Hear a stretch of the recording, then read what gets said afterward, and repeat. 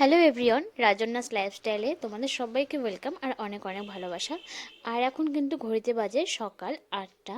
আর দেখো এতটা বেলা হয়ে গেছে, এখনও কিন্তু আমাদের এখানে আজকে এতটাই কুয়াশা দিয়েছে যে এত বেলা হয়েছে এখনও রাস্তায় কুয়াশা, মানে কিছু দেখা যাচ্ছে না। তো যাই হোক, তারপরে এই যে ফ্রেশ হওয়ার পর চলে এসেছি রান্নাঘরে। আর ঠান্ডা পড়ে গেছে আর সবার কিন্তু গলার সমস্যাও শুরু হয়ে গেছে, সর্দি কাশি হাঁচি গলা ব্যথা গলা খুসখুসানো। তো তার জন্য কিন্তু বেশি করে আদা দিয়ে লাল চা বানিয়ে নিচ্ছি, আদা গোলমরিচ দিয়ে। আর এই লাল চাটা কিন্তু গলার সমস্যা হলে খেলে অনেকটাই আরাম পাওয়া যায়। তারপরে এই যে গুনগুনের পাপার শরীরটাও একটু খারাপ, জ্বর এসেছে, তাকে চা দিতে এসেছি। আর এদিকে গুনগুন ঘুম থেকে উঠে পড়েছে, তো আমাদেরকে চা আর বিস্কিট খেতে দেখে এখন মেয়েও হাতে বিস্কুট নিয়ে ও এখন বিস্কিট খাচ্ছে। দেখো খাচ্ছি আমি, দেখো।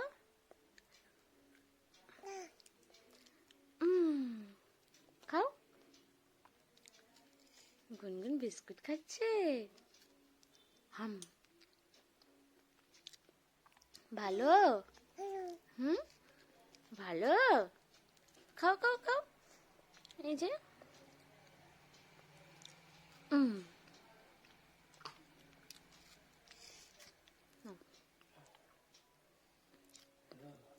নাও।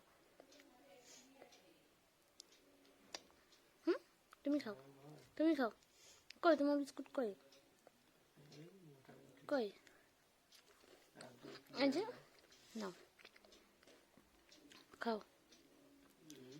খাও।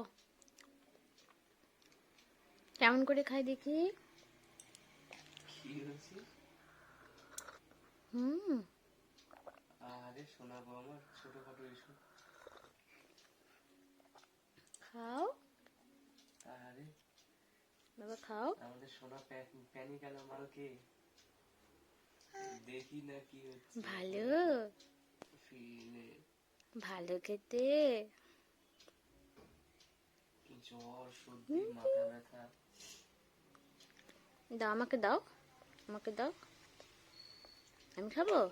হ্যাঁ খেয়ে নেবো আমি। দিবা না? এই কালকে নামটা বললি আমি ভুলে গেছি, আর আমি ওষুধ নিয়ে আসলাম অনেকগুলো।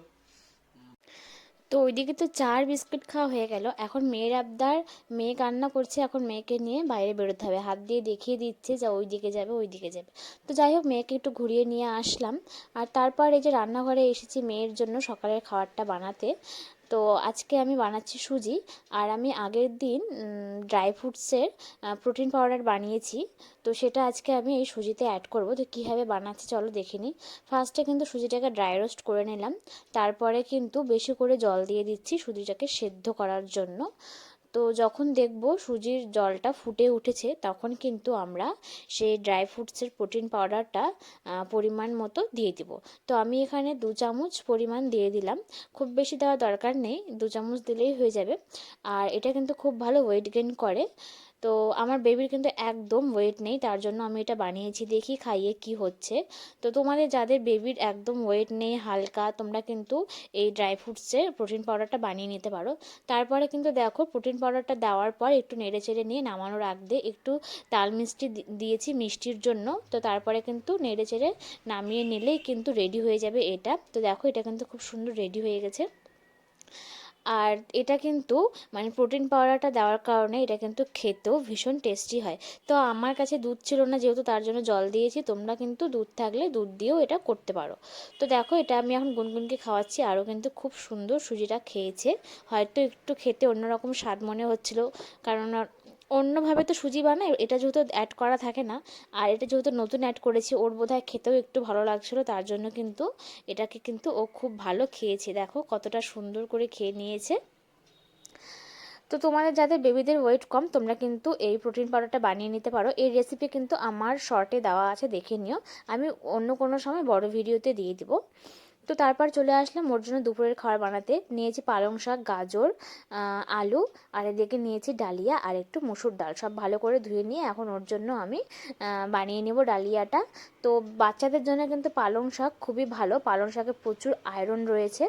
তো এখন কিন্তু শীতকাল, পালং শাক সবসময় পাওয়া যাবে। তোমরা কিন্তু তোমাদের বেবিদের অবশ্যই পালং শাকটা খাওয়াবে, এটা কিন্তু খুবই ভালো বাচ্চাদের জন্য। তো দেখো আমি এখন তাহলে ওর দুপুরের খাবারটা বানিয়ে নিচ্ছি, সব কিছু দিয়ে লবণ হলুদ দিয়ে একটু ঘি দিয়ে আমি কিন্তু এটা বসিয়ে দিব। কয়েকটা সিটি দিয়ে কিন্তু নামিয়ে নিলেই হয়ে যাবে। তো তারপর আমার মেয়ে ঘুম থেকে উঠে পড়েছে, আর এটা আমি এখন ওকে খাওয়াবো। তো আগে কিন্তু একটু ম্যাশ করে একদম চটকে খাওয়াতে হতো, আর এখন গুনগুন অনেকটাই দানা দানা খেতে পারে, তার জন্য অতটা মানে চটকাতে হয় না, হালকা একটু চটকে নিলেই হয়ে যায়। তো এই যে আমি এখন গুনগুনকে খাওয়াচ্ছি, ওর কিন্তু স্নান টান হয়ে গেছে, ঘুম থেকে উঠেছে, এখন ওর দুপুরের খাবার খাচ্ছে। আর একদম কিন্তু খেতে চায় না মেয়েটা, একদমই খেতে চায় না, খাওয়াতে নিলে মানে আমি অধৈর্য হয়ে যাই, বিরক্ত হয়ে যাই। 1 ঘন্টা মানে সময় লেগে যায়, কখনো 1 ঘন্টার উপরেও হয়ে যায়। ছোট্ট ছোট্ট করে হা করে খাওয়াতে কিন্তু সত্যি খুব বিরক্ত লেগে যায়। তো আজকের ভিডিওটা এখানেই শেষ করছি। তোমরা যারা নতুন আমার ভিডিওটা দেখলে, তোমাদের যদি ভালো লেগে থাকে অবশ্যই চ্যানেলটা সাবস্ক্রাইব করে পাশে থেকো। টাটা, দেখা হবে নেক্সট কোনো ভিডিওতে।